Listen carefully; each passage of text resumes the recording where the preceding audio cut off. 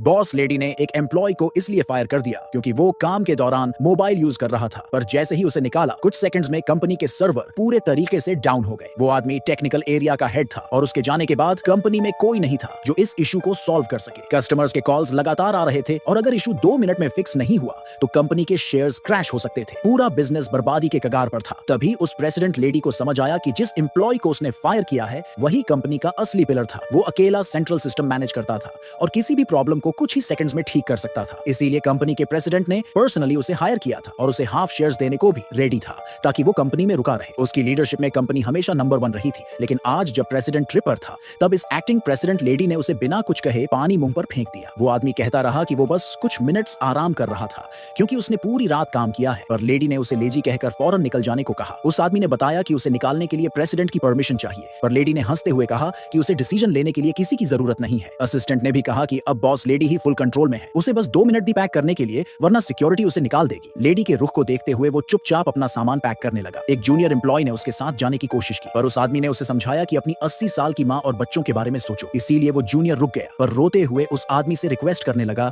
कि बिना आपके सिस्टम्स को कोई नहीं ठीक कर सकता। लेकिन प्रेसिडेंट लेडी इस पर अड़ी रही कि वो बस एक लेजी बॉस है जिसके पास कोई स्किल्स नहीं है, और उसे जल्दी से बाहर निकल जाने को कहा। ये सोचे बिना कि जैसे ही वो आदमी कंपनी से निकला पूरा सिस्टम एकदम से क्रैश हो गया। टेक्नीशियन भागते हुए रिपोर्ट करने आए और लेडी ने बस कहा कि जल्दी से ठीक करो। तब एक टेक्नीशियन ने कहा कि वो सिस्टम उसी आदमी ने बनाया था और सिर्फ वही उसे समझ सकता था। ये सुनकर प्रेसिडेंट लेडी गुस्से में